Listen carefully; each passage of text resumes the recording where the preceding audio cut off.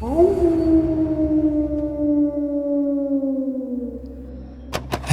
Adam here, and welcome back to the channel. Unfortunately this week, because of some admin behind the scenes, I don't quite have enough time to research new disappearances.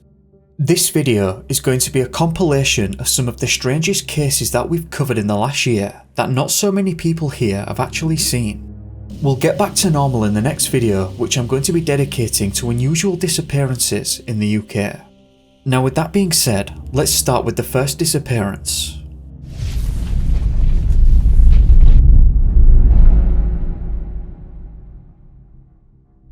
Morgan Heimer, who was 22 years old at the time of his disappearance, went missing in the Grand Canyon National Park on the 2nd of June 2015. Morgan lived in Cody, Wyoming and was studying English at the university there and was said to be a high achiever. According to relatives, he was an experienced outdoorsman who loved being outside. He was an excellent swimmer, which presumably influenced his decision to become involved at his place of work. At the time, Morgan was an employee of the rafting company Tour West. Specifically, Morgan was a commercial guide and was part of a group that day leading the visitors. This was supposed to be an 8-day whitewater rafting trip, but Morgan would disappear on land along the Colorado River on the 6th day. Unfortunately, limited information exists here and what we do have is very odd, so let's get bizarre. According to charlieproject.org, the last time that Morgan was seen was at 4 PM on the 2nd, close to River Mile 213 near Pumpkin Springs. The guides, including Morgan at the time, had hiked with the group up a side creek and were on the way back to their boats. Morgan was thinking about taking some time off that day, though it's not clear what for. Perhaps he just simply wanted to take a break. He mentioned to the guide leader that he wanted to take some time off, and it's not clear what the outcome of the conversation was and can find nothing to suggest that the request was denied. The leader of the group walked in the opposite direction to the cliff and spoke to another member of the group who had called for him. Upon looking back, Morgan wasn't there and it was assumed that he had simply gone for a break, though he did say that it was odd that no one saw him leave. The group didn't realise that he was actually missing until he didn't show up for dinner and they couldn't locate him. The group went out and searched for him until 7:26 PM, where he was then reported missing to the authorities. At this stage, I'm going to read an extract from a blog post by one of Morgan's relatives. He was one of the guides on a river rafting trip in the Grand Canyon. He disappeared Tuesday night. Search and rescue arrived Wednesday morning and questioned all the members of the group before sending them on and continuing the search. The area where he disappeared is a small area enclosed by cliffs. It didn't seem as if the search could take very long. There is no concern of predators. He was an athlete and a strong swimmer, and he was wearing a life preserver. At this time, no trace has been found. The location where Morgan disappeared would take days to get to by boat or on foot. It is terribly remote even for an athletic parent. NPS.gov reported. Initial park response included searching the last known area by air and an immediate hasty search by rangers. For the past 6 days, park rangers have extensively searched the river between river miles 211 and 225, and on land stretching from river mile 211 to 215. He was last seen wearing a dark coloured Astral personal flotation device, a blue plaid long sleeve shirt, a pair of Chaco flip-flop sandals, a maroon baseball cap and brightly coloured shorts. With no additional clues to guide the search efforts on land or water, the search will be scaled back to a continuous but limited mode, in which rangers and pilots will continue to search for clues when in the area. In addition, flyers with Heimer's picture and description remain posted at various South Rim locations, and all launching river trips will be briefed on searching for Morgan. One of the searchers at the time stated that he definitely has the skills and ability to perform the job and be a person that we have a high likelihood to find. Clearly, in this enclosed space, and with Morgan's abilities, those involved completely expected to find him, so where did he go? Despite the efforts of the searchers, Morgan was never seen again. No equipment, clothing, belongings, clues of any kind has ever been found, so what happened to Morgan Heimer?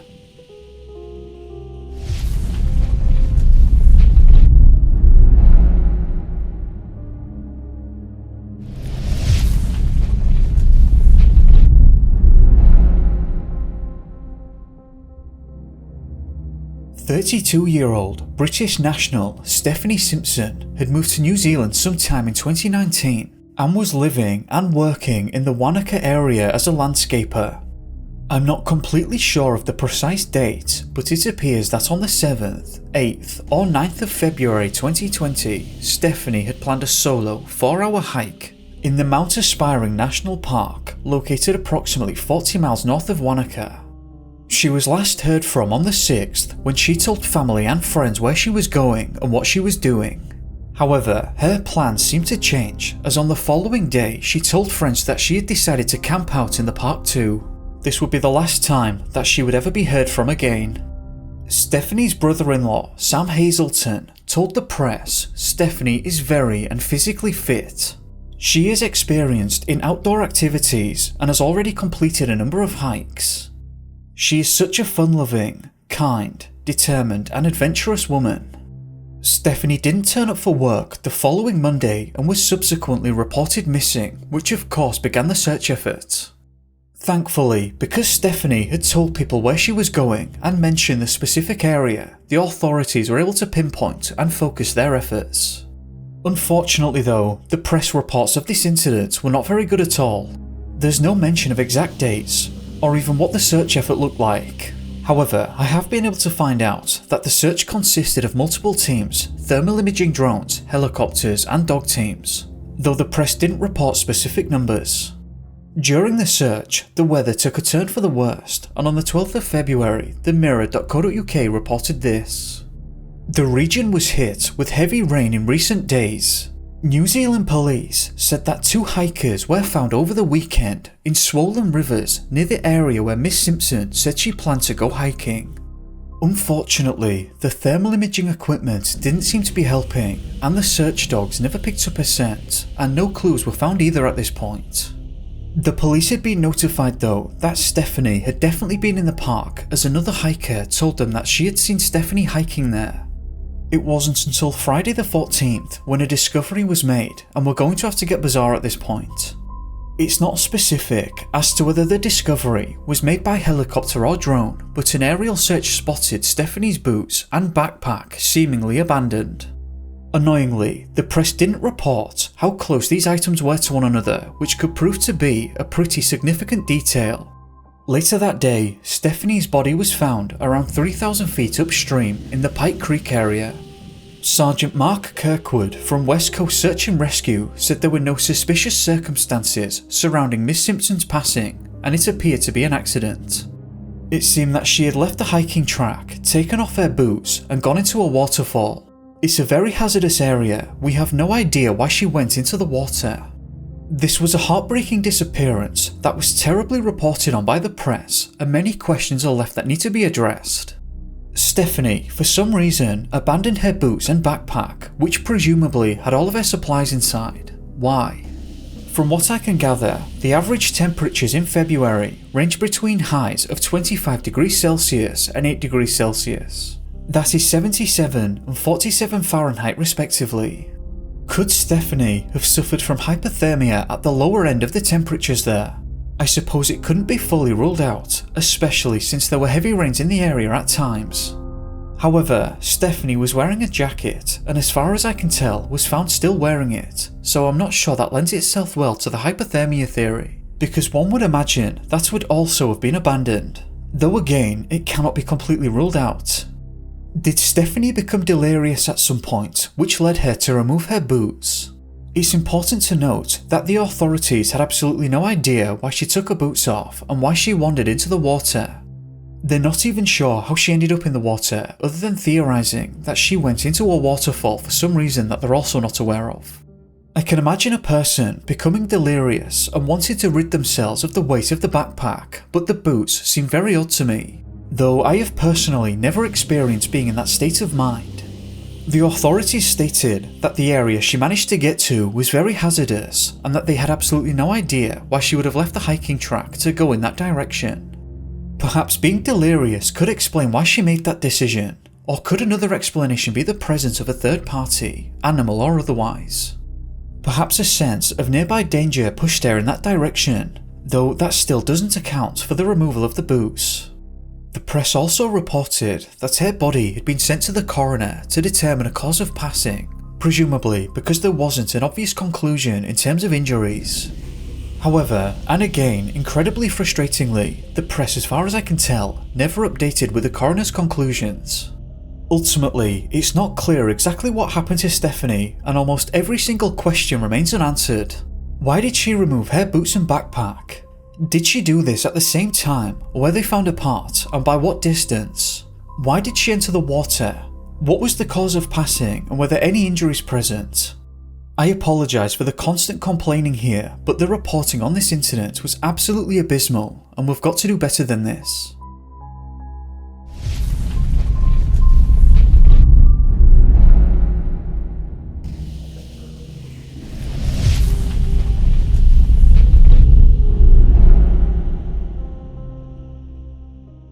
The Warburton family, consisting of parents Doreen and Tom, and their children Gary and Andrew, made the trip from Hamilton, Ontario to see relatives in Beaver Bank near Dartmouth in Nova Scotia.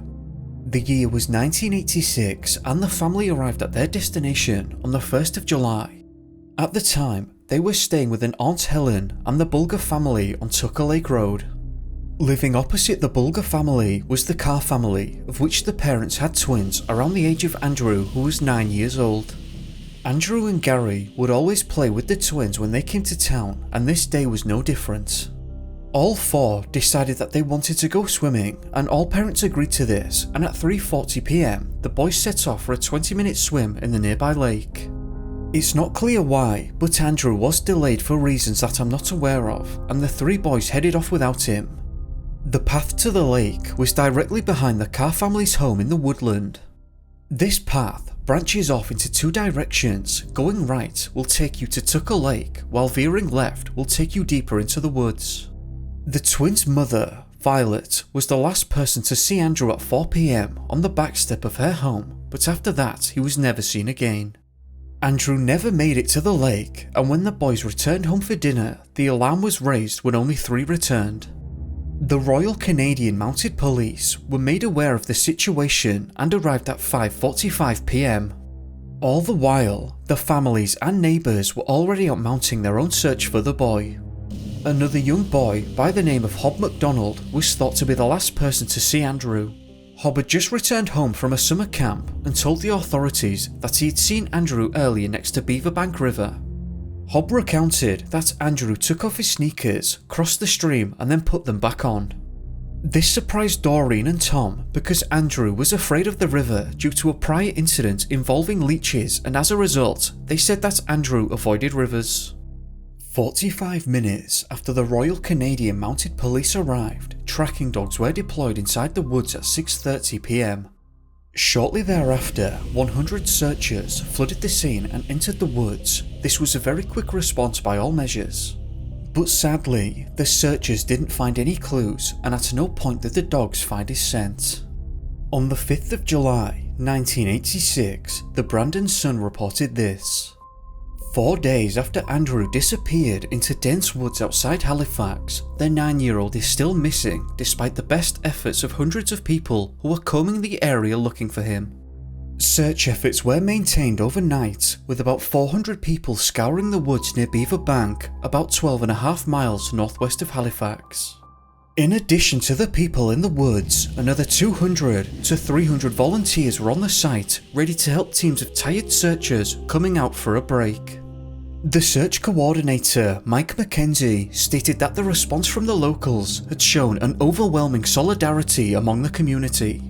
He said that they had over 1,000 people out in the woods at times. According to reports, the searchers fully expected to find the boy given the efforts, but this search was unsuccessful and Andrew was thought to have remained in the woods lost and alone. On the 3rd day of the search, the weather, which had been fine previously, took a turn for the worst when heavy rains poured through the area, forcing searchers to pull out of the woods for a period of time. The weather was said to have improved the following day when the searchers poured back in. Mike thought that the teams had made some progress when they stumbled upon some small footprints that they believed were created by Andrew. The footprints seemed to indicate that he was alone, but they said that they soon lost the tracks. 2 helicopters were up in the air above the finding, but unfortunately the pilots never made any sightings.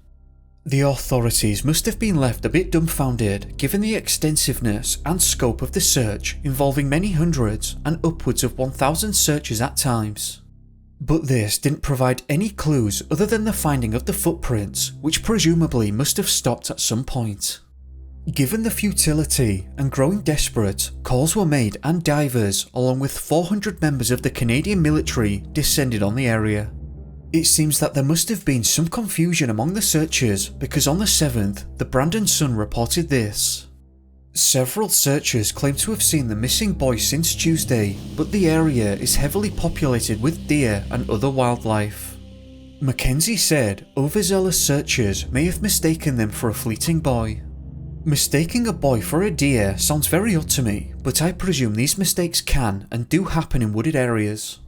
Though I'd like to rely on and hear from those who spend extended periods of time in the woods in regards to the likelihood of several, or perhaps many, misidentification incidents such as this from a whole range of people. Staff Sergeant Smith said that the reports were probably mistaken, as he didn't believe that the boy could have travelled as far as the searchers were reporting. Certainly strange, but again, it's best to hear from experts on this in regards to the ease of which these misidentifications can occur. According to search organisers, this was the biggest search effort in the history of Nova Scotia, with more than 3,000 people from all walks of life, engineers to woodmen, had scoured over 30 square miles of the area. Many are trying to keep an air of optimism in the face of fading hope from others present. Mike Mackenzie said that the searchers are still hopeful because of the large amount of fresh water in the area, as well as berries and other edible plants. Many searchers have been sitting silently in the trees overnight in the hopes of spotting the boy. The writer of the article goes on to relate a similar incident that occurred a month prior. Another boy, 15 years of age, called Kevin Schneidermere, disappeared in a wooded area in Ontario. 2 weeks after he disappeared, he was found passed away floating in the river. What was odd about Kevin's disappearance was that searchers believed that they were closing in on him at many points during the search. Searchers reported finding what they believed to be his footprints and fires left behind. They said that his tracks indicated long strides as though he was sprinting away. The question I would pose is, what was Kevin running away from? Did he feel scared or threatened? Did he believe that a nearby third party wanted to do him harm? Was Kevin severely confused and suffering from an irrational fear of the searchers? Perhaps he didn't know that they were searchers and instead thought that they were out to get him. If he had been spooked beforehand and then later heard footsteps near him, he could have ended up unknowingly running away from the searchers. It's strange, but I have seen this behaviour discussed by search and rescue personnel in other cases, or at least searchers theorising that's what may be occurring. In the case of Andrew, bad news arrived on the 9th, 8 days after the initial disappearance. Hundreds of military personnel were reportedly in the woods non-stop, and one soldier came across a pair of small sneakers which were identified as belonging to Andrew. Obviously at this point, this was where the coordinated search effort and the military personnel were now focused. According to the Brandon Sun, searchers found the body at about 5:20 PM, 100 metres away from the shoes. The body was found in an alder thicket in a gully of marshy ground, about 2 miles away from the home the Warburtons were visiting. It appeared he just got tired and put his head down to go to sleep, and that's how we found him, said Constable Dwayne King. The autopsy would later reveal that Andrew was likely to have passed away as a result of hypothermia. This was a heartbreaking disappearance, and unfortunately in the end, Andrew wasn't found in time, despite the search effort being as extensive and enormous in scope as it was. I wonder if the sightings early on were accurate, but similar to the theory on Kevin, Andrew was fearful and as a result was running away from the searchers, mistaking them as a threat. Ultimately, we will never know, and the best we can hope for now is that other families learn from this incident and don't leave their children to venture out into the woods alone.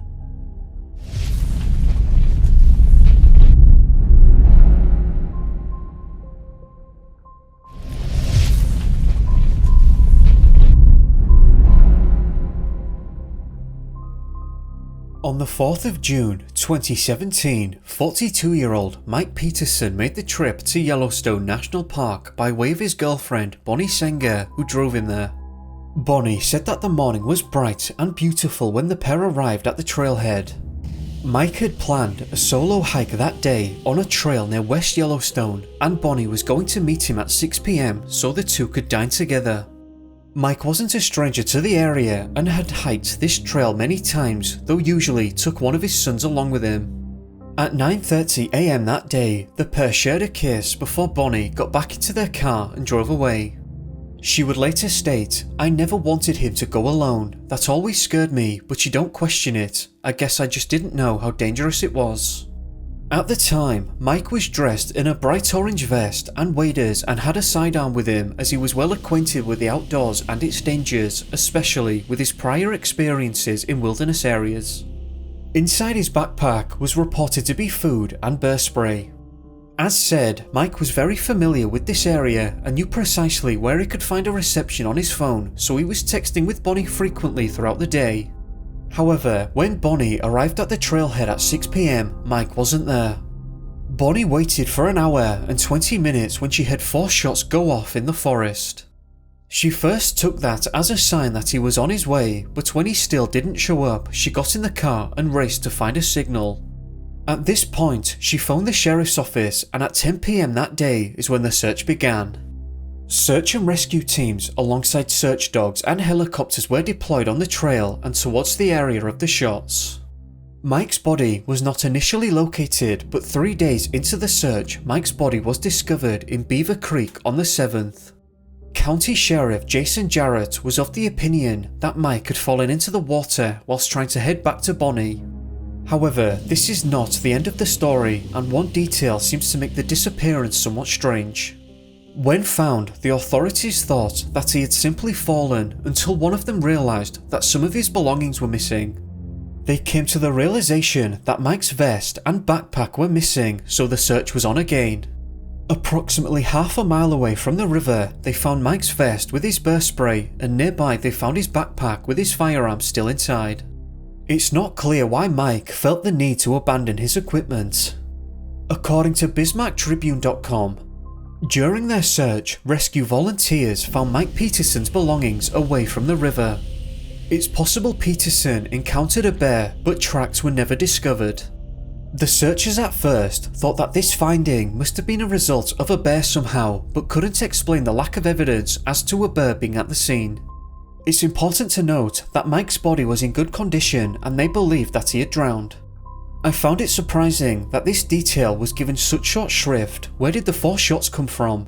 Was it Mike who did that? I can find no evidence from any source that indicates it was him or otherwise. If it was Mike, why? Was there a bear nearby, or did he feel threatened by some other third party? Or was it, as Bonnie thought, a signal for one reason or another? It was also stated that Mike must have fallen into the creek as he tried to cross it, but why did he take his vest and backpack off beforehand? Surely, if he had crossed without them, there would have been no way to retrieve them from the other side. Did he believe that something was wrong so he didn't care about that? Mike was very well equipped in both his experience and gear equipped for the outdoors. It seems unlikely that he would have left his bear spray and sidearm behind if a bear was nearby. Many questions were left unanswered this one, and the circumstances are not clear at all. Was there more to this incident than meets the eye? What do you think?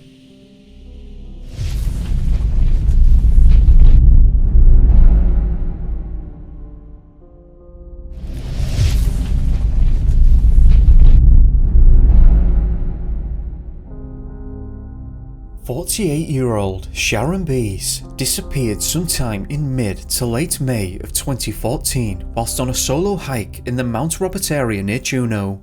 Sharon herself was a physical therapist that resided in Juneau and was said to be very fit, presumably because she was a highly experienced hiker that engaged in her favourite activity a lot. In the past, she had biked from Alaska to Canada and had recently been on an ice camping trip in Greenland. All in all, Sharon was a bit of a health and fitness buff.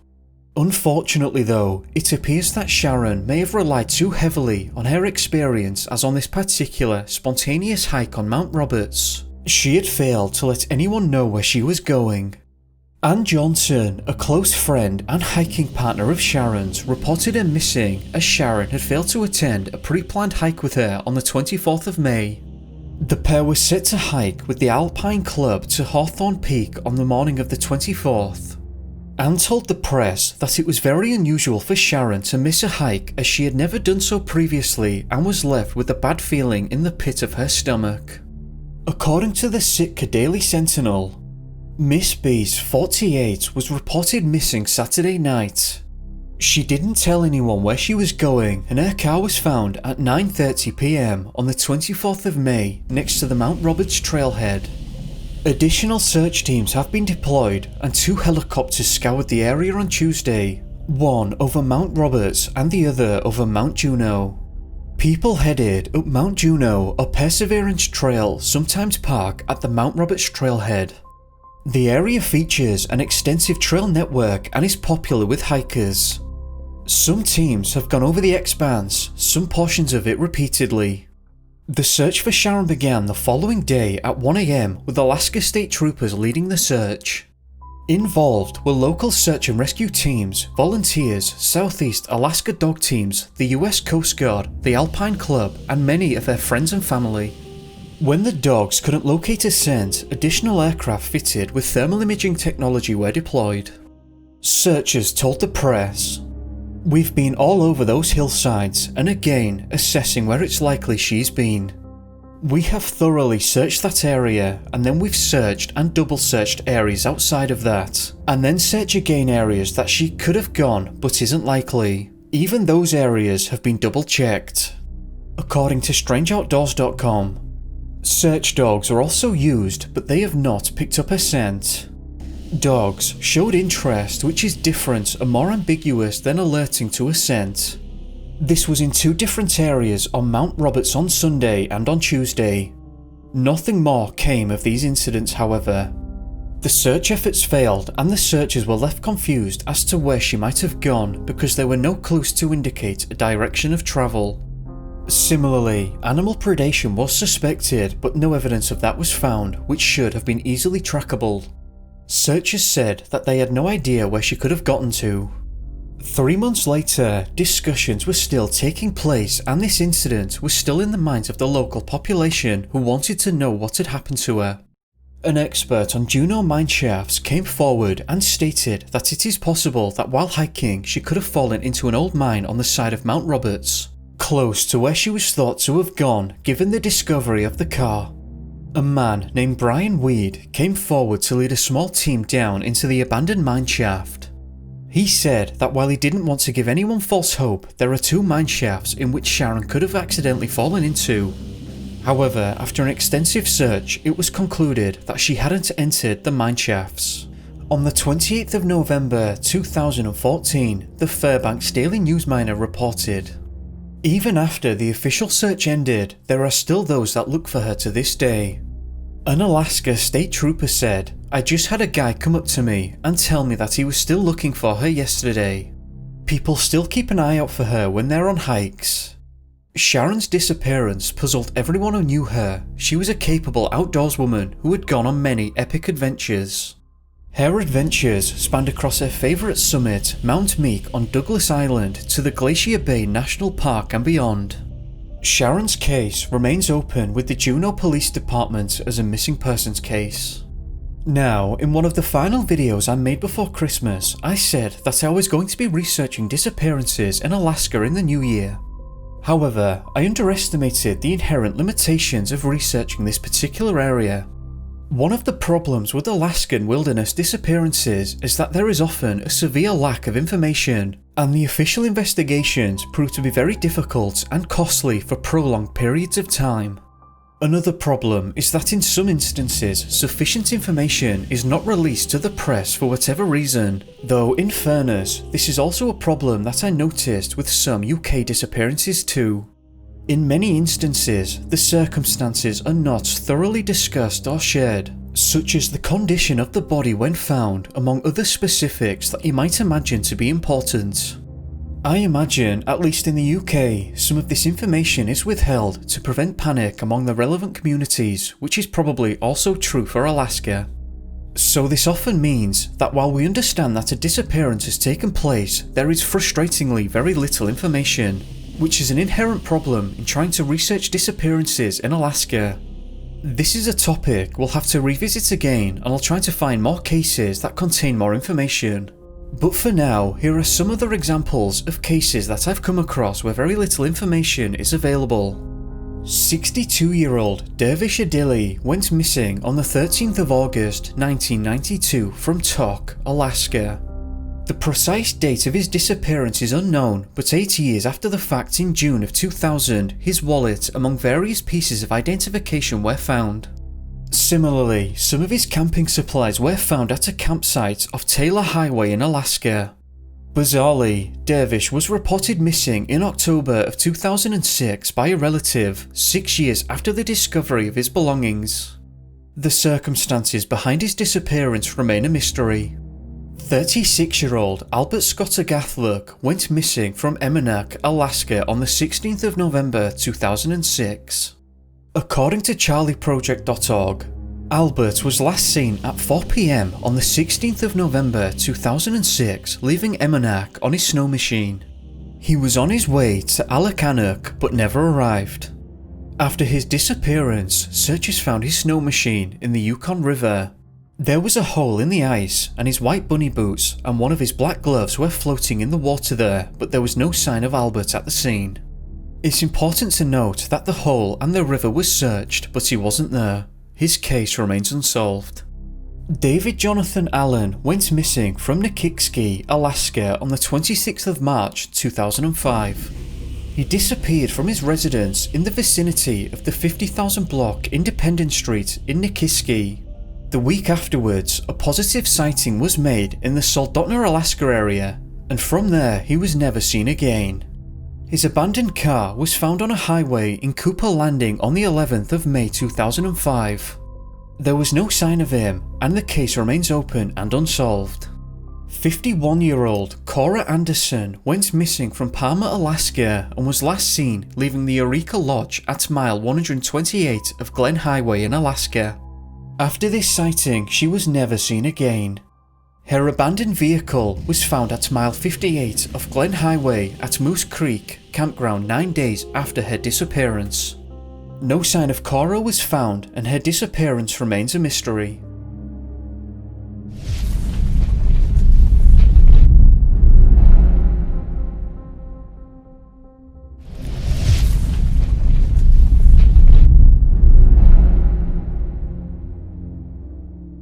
From a very young age, Peng Jiamu was said to have a brilliant, curious mind.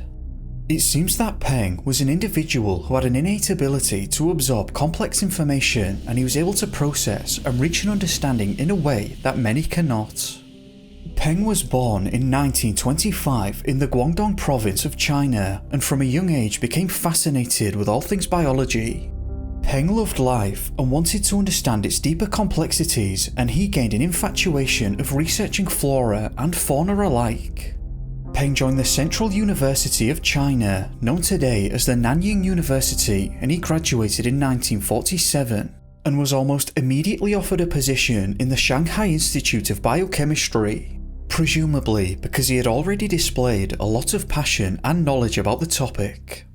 The Chinese Academy of Sciences also took a liking to Peng and saw his skills as being indispensable, and they would have him join and lead several expeditions to Xinjiang, which is located in northwestern China. Peng's life didn't only consist of success though, and he did face some hardship. In 1957, he was diagnosed with a malign tumour, which he suffered with for quite some time. But thankfully, in the end, his treatment was successful and he made a full recovery in Shanghai. Over the years, it became clear that Peng didn't just have an intelligent mind, but he also came to be a competent outdoorsman as a result of all the time he was spending on these expeditions, hiking, camping, and having to use general survivalist skills. In 1980, the Chinese Academy of Sciences reached out once more to Peng to lead an expedition, and at the time, no one knew that this would be Peng's final trip. The 55-year-old biochemist was quoted as saying, "I have a strong wish to explore the frontiers. I have the courage to pave a way in the wilderness." This expedition would see Peng leading a team in the expanse of the Lopno Desert, located in the Xinjiang region. As you might imagine, this was a largely uninhabitable area with a mostly infertile landscape consisting of sand dunes and a salt-encrusted basin where the Tarim Lake once resided. At this time, Peng was the vice president of the Xinjiang branch of the academy, and this trip would see him lead a team of chemists, geologists, biologists, and archaeologists in the summer of 1980.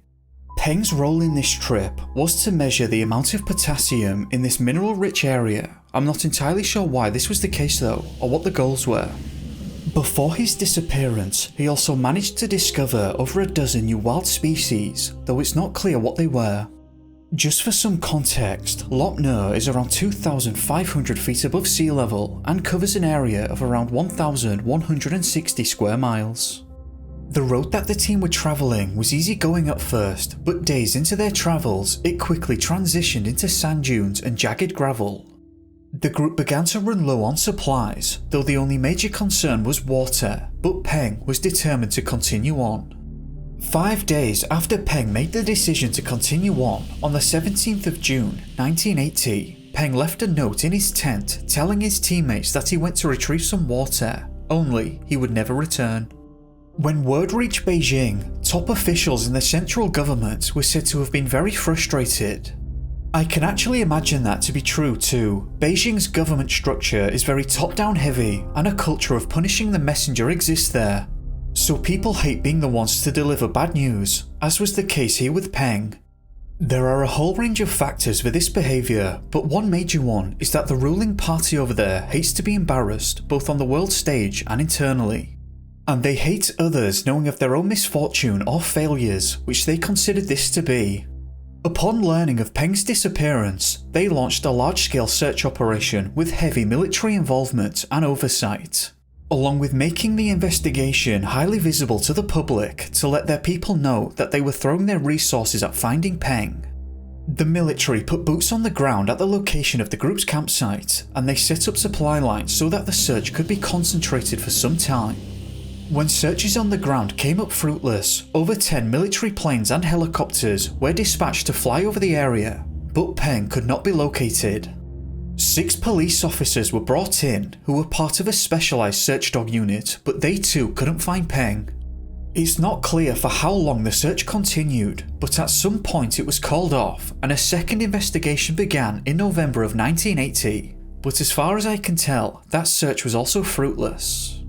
I did some further digging on this case, and I actually came across something that I find to be highly unusual that was reported by the Arlington Heights Daily Herald of suburban Chicago.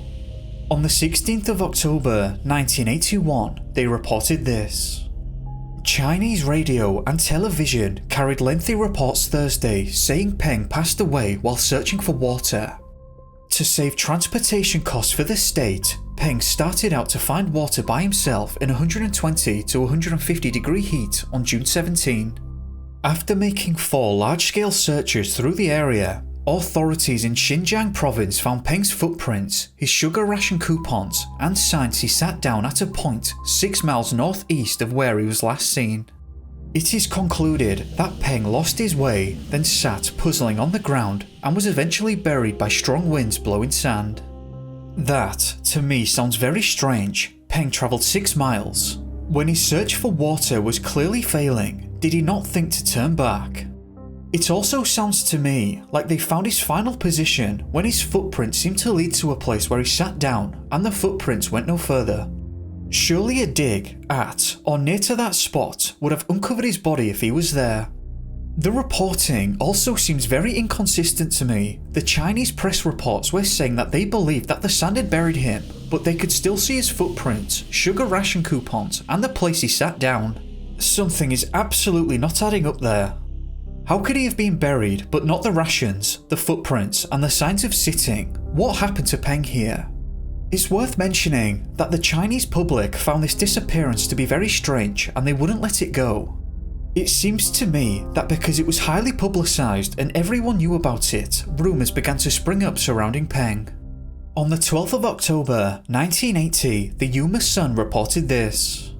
The expedition's base camp was in the area of Lop Nur, a nearly dry salt lake and reportedly a site of secretive Chinese tests. Letters quoted in the Hong Kong newspaper speculated that the United States intelligence may have been involved in Peng's disappearance. It's worth mentioning that the ruling party over in China often blame America for things, so I suppose that this accusation isn't too surprising. Or is there something more to the accusations? On the same day, the Joplin Globe reported this. The Hong Kong newspaper quoted the scientist's acquaintances as saying Peng Jiamu was seen September 14 at a restaurant in Washington. It's reported that a man denied being Peng and left quickly.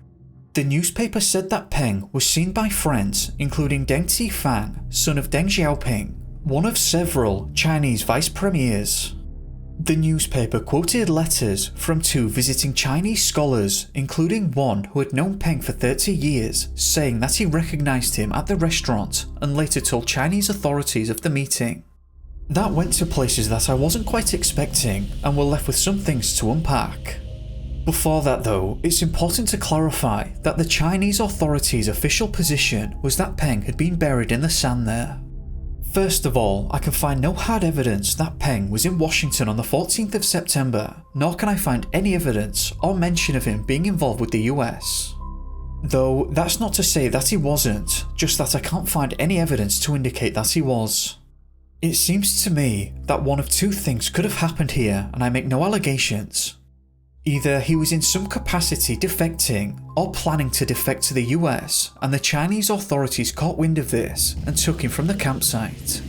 Or Peng did go out for some water and something happened to him whilst doing so.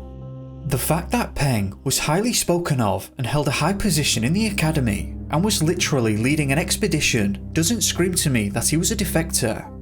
I think that his actions contradict that statement somewhat at the very least, but of course we can never know that for sure. What could have happened here is that because the people of China wanted answers in regards to his disappearance, it is not impossible that the story of defection was concocted to change the people's perceptions of Peng, and to make them dislike him because the authorities weren't completely sure as to what had happened and couldn't come up with anything that would appease the public. Of course, I want to make it completely clear that those 2 scenarios are speculation and we have absolutely no idea what happened to Peng or where he ended up, but his disappearance was certainly unusual to say the least. A big problem when it comes to the ruling party in China is that it is incredibly difficult to ascertain what is actually happening because they are incredibly secretive and hard to trust. I want to make it clear though that I am specifically talking about the ruling party and not China in general, nor the Chinese people. In any case, I'd like to hear your thoughts on this one. What happened to Peng Jiamu?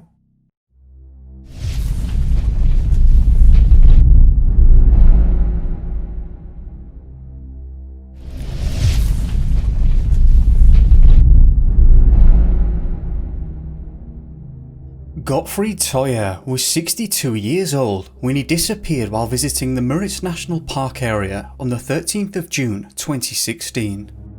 Gottfried was considered disabled, but unfortunately the press never reported specifics in regards to this, only that Gottfried was part of a disabled group tour visiting the House of Encounters in Fontana-Straße in Warren. The place they were visiting describes themselves as a facility for leisure and recreation. The house is a place of encounter and integration. The community centre is surrounded by old trees and in the medicinal bath Warren on the banks of the Müritz in the heart of Mecklenburg Lake District. A lawn with play and swimming facilities and the Müritz National Park is on our doorstep.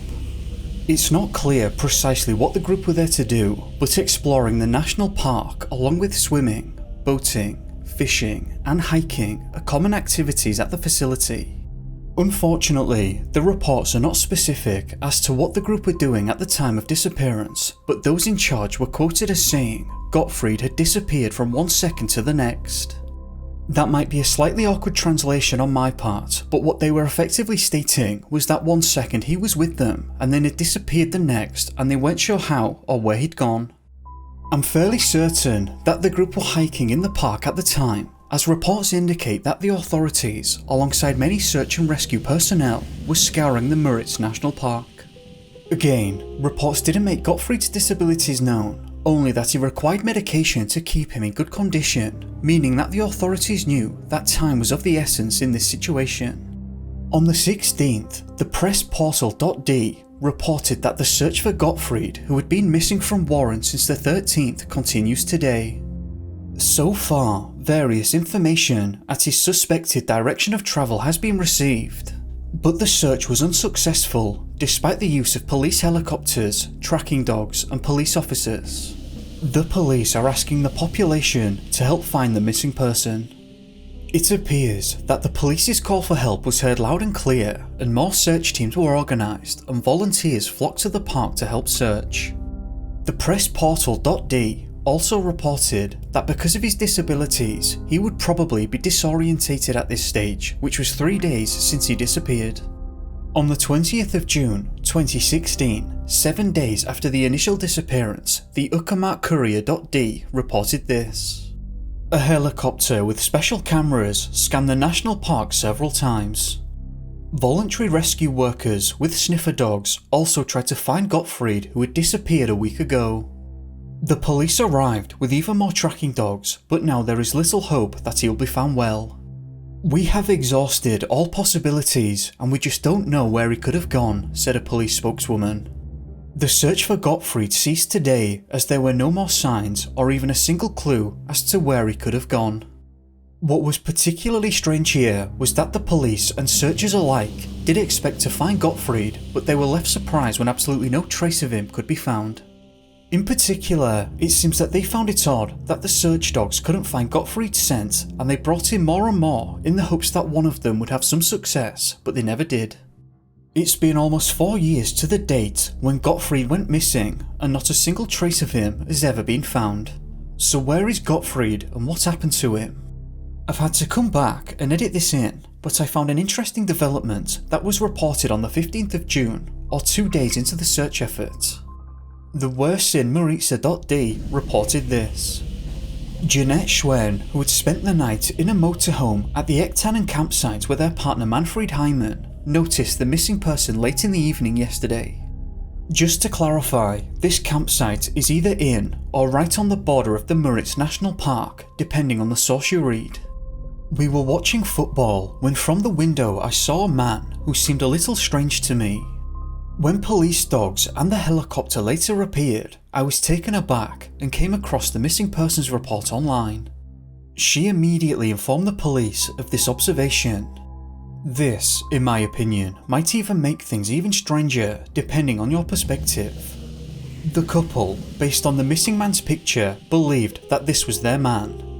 The police brought a tracking dog called Selma to that exact location.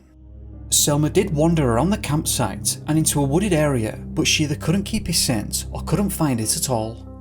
Given that there seemed to have been a short time span between the couple's sighting and the searchers arriving in the area, it feels like he should have been found, but as said, no trace of Gottfried has ever been found.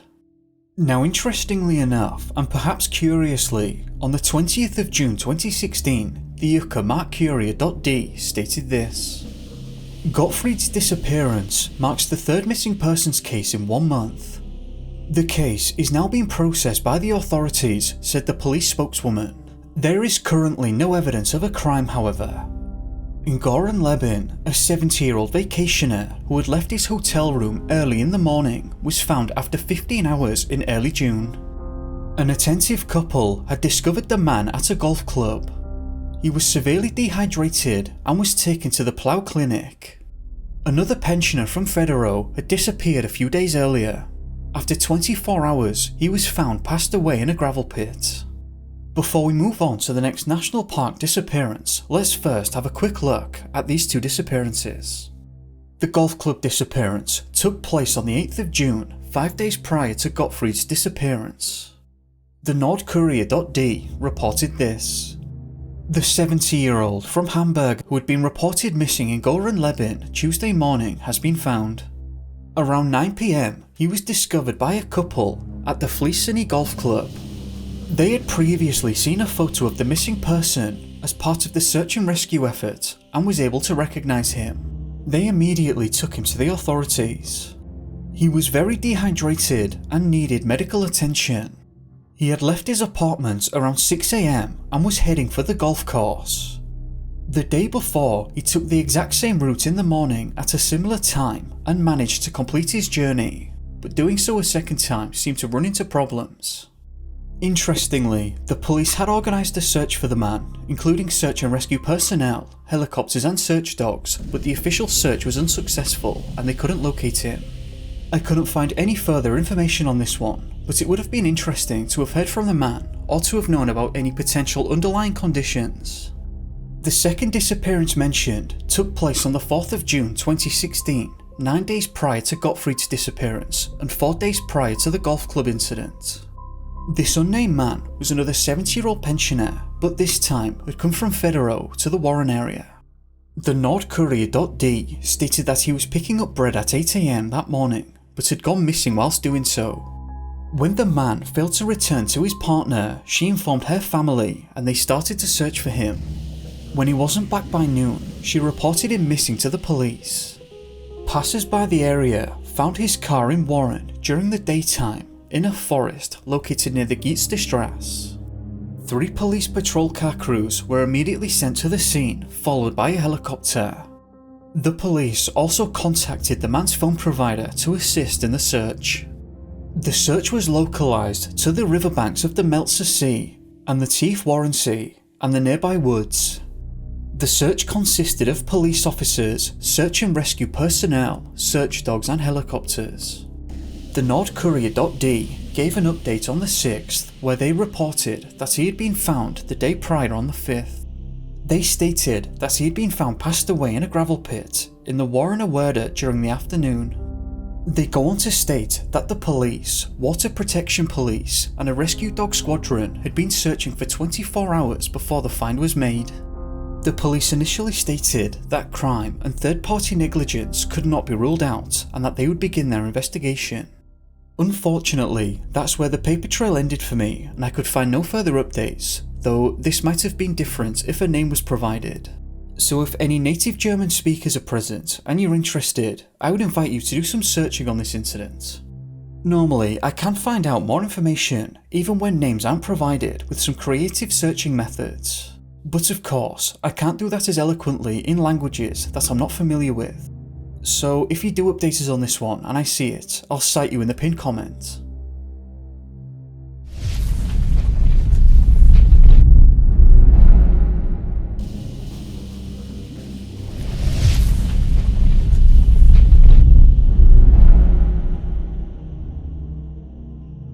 "27-year-old Yi-Jien Hwa disappeared on the 11th of August 2008 in the Glacier National Park located in Montana.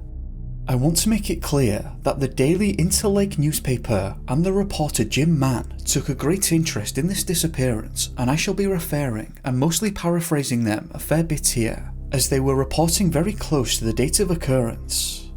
I'll leave the links in the description below if you want to refer to the original articles.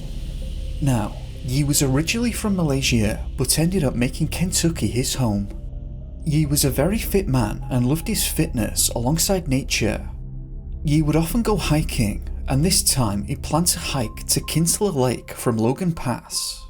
This hike was very carefully planned actually, because his wife was set to go along with him but couldn't in the end because of a family emergency. This was quite fortunate in some ways, because now the park rangers, authorities and the search and rescue teams knew precisely where to look. The authorities also managed to find reviews online that Yi had left in regards to his hiking gear. Alongside the reviews, it was said that he left a considerable amount of biographical information confirming his planned trip and route. The search teams were also confident of the route in question because individuals in the campgrounds had talked with Yi extensively about the park and their plans there. Yi had told his wife that he would be at the end destination at a specific date, presumably the 19th of August, because that is when he was reported missing.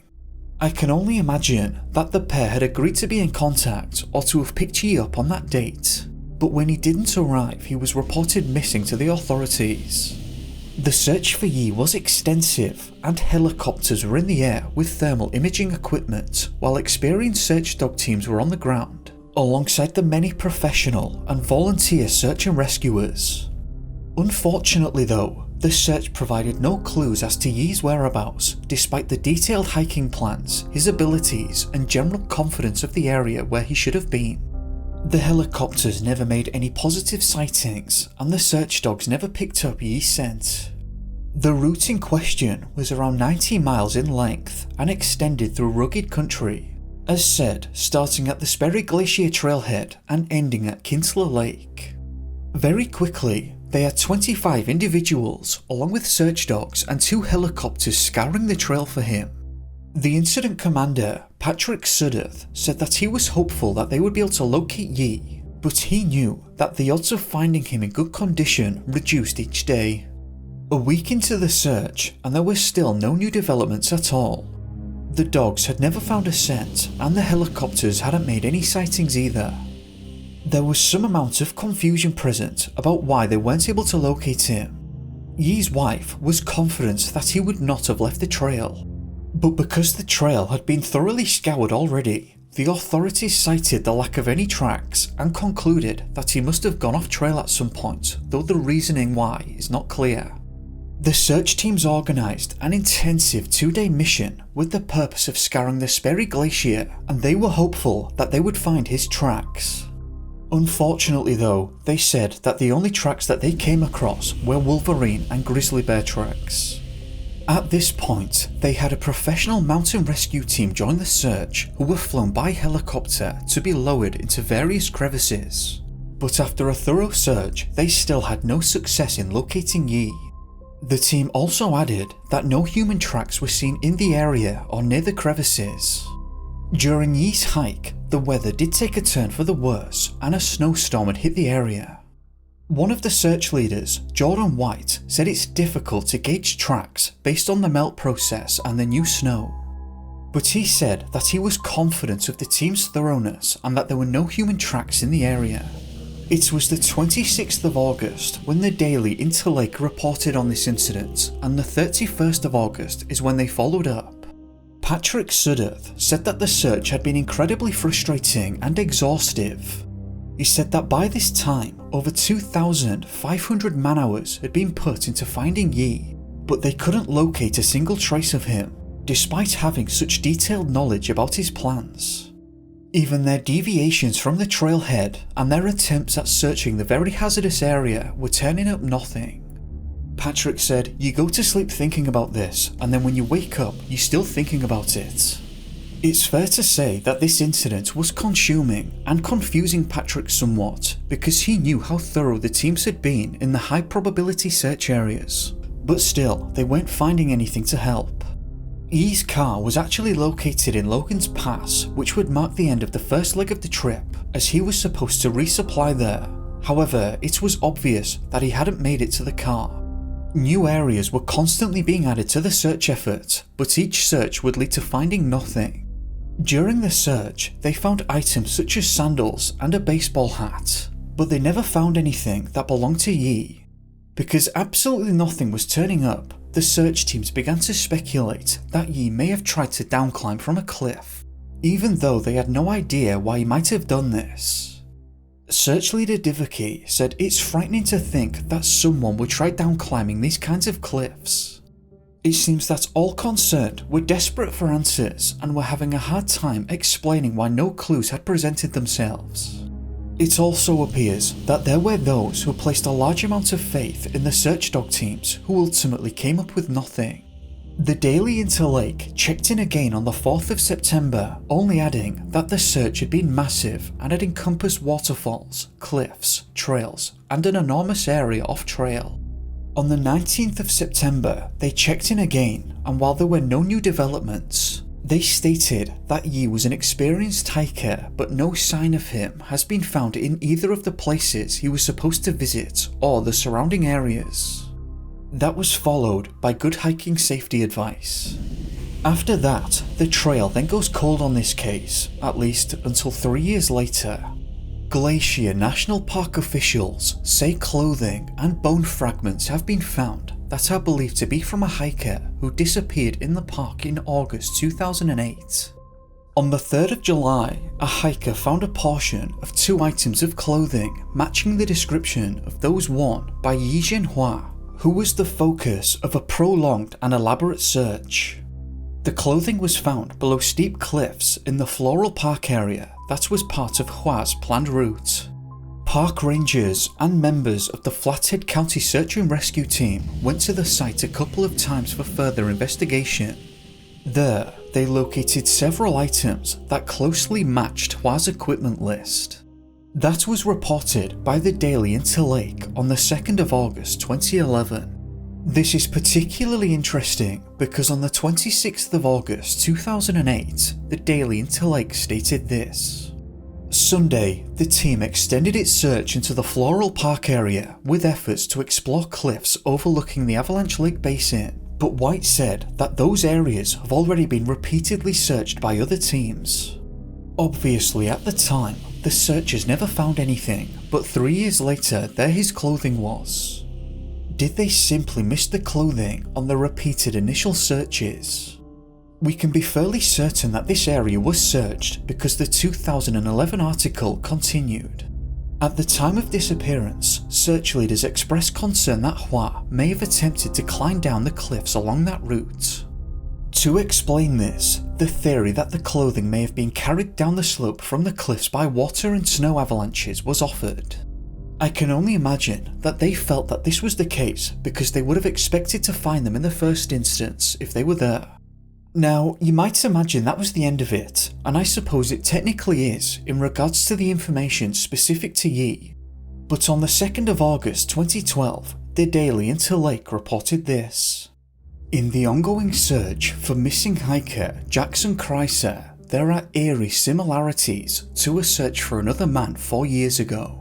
Kreiser, a 19-year-old from Michigan who was working his first summer in the park at Lake McDonald Lodge, is believed to have left Logan Pass Saturday on the Hidden Lake Trail with plans for a day hike to Avalanche Lake.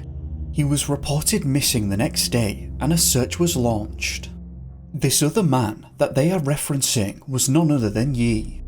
As said, this was Jackson's first year working at the park, and he had found himself with some free time and decided to go on that hike. This would be the last time that he would ever be seen. Jackson set off on this hike on the 28th of July 2012, and it was supposed to take around a day to reach that destination. When Jackson didn't show up the following day, he was reported missing to the authorities. This sparked the search effort, and it was quite large in scale, as these searches tend to be. Just to be specific, similar to most searches of this nature, it included deployments both in the air and on foot with search dogs. A couple of days into the search, they identified partial tracks that matched the sole pattern of the boots that they believed Jackson was wearing. They came across these tracks near Mary Baker Lake in the Floral Park area. This, of course, was the area that Yi would be discovered years later. The similarities between the two were not lost on the rangers. They were both hiking alone, and park ranger Kyle Johnson said that they had picked a very similar route and it was the same area. He continued and said that they still have no idea what Yi was thinking when he seemed to deviate from his route. This same area where Yi had gotten in trouble is now where the search effort was focused for Jackson. It's worth mentioning that 12 of the search teams included certified trackers, and it was one of them who found the boot prints. Unfortunately, it seemed that the prints seemed to peter off into nothing. Similar to Yi, Jackson had spoken to other hikers who were able to corroborate with the rangers, who were then able to piece together the information on establishing timings and locations of Jackson. It's also worth mentioning that when they discovered his tracks, they were confident that he would be found in a timely manner. However, they never came across any additional tracks, which could be considered odd. Because they weren't finding any further clues, they brought dogs down to the location of the tracks and they had thermal imaging equipped helicopters flying overhead. Neither were successful and the dogs simply did not pick up a scent. If you follow David Paulides, this next part may be of interest to you. The Daily Interlake reported this. His intended route is in some treacherous country filled with rock cliffs, waterfalls, wet and slippery rocks, dense vegetation and many boulders.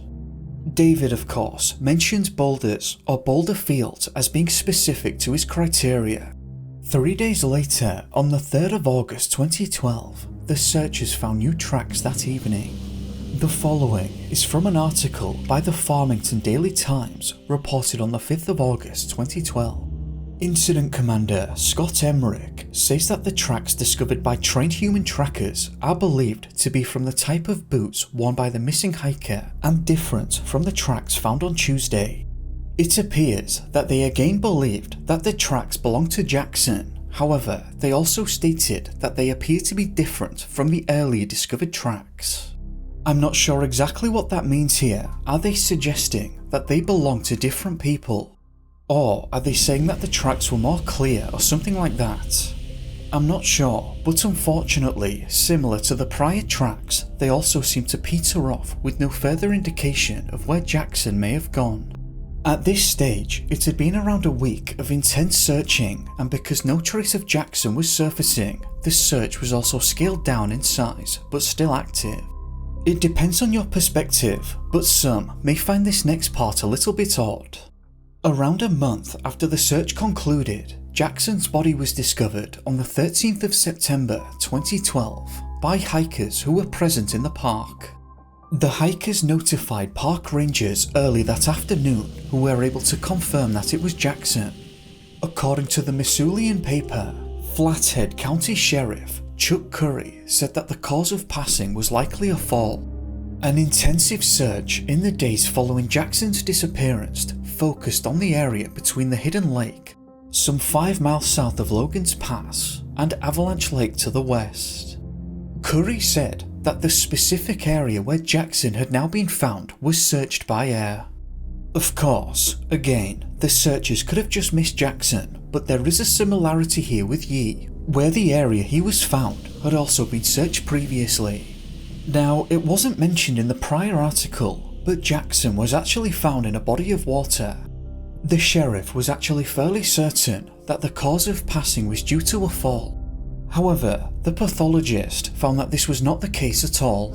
The pathologist stated that Jackson had sustained no major injuries and that the cause of passing was likely down to exposure. In this instance, that means either hypothermia or being submerged in the cold water. How Jackson entered the water is not clear, but the obvious theory is that he tripped and fell. However, the pathologist said that categorically there was no significant vertical fall. The sheriff stated that Jackson may have just hit his head, but the pathologist just didn't seem to think that was the case. Since Jackson was found in the water, that could then explain why the aerial searches had failed at the time, since he could have been submerged. It's also important to clarify that Jackson wouldn't have needed an injury to pass away under these circumstances. We have what is known as a cold shock response, and when suddenly submerged into very cold water, it can cause involuntary inhalation of the water, and the sheer temperature can cause cardiac arrest. This surge must have been very frustrating for the rescuers because they may have been close on a number of occasions where the boot prints were present. It's unfortunate that they seem to peter out each time. Unfortunately, there doesn't appear to be any further information on this case, so there isn't much of a conclusion other than it looks to have been an accident.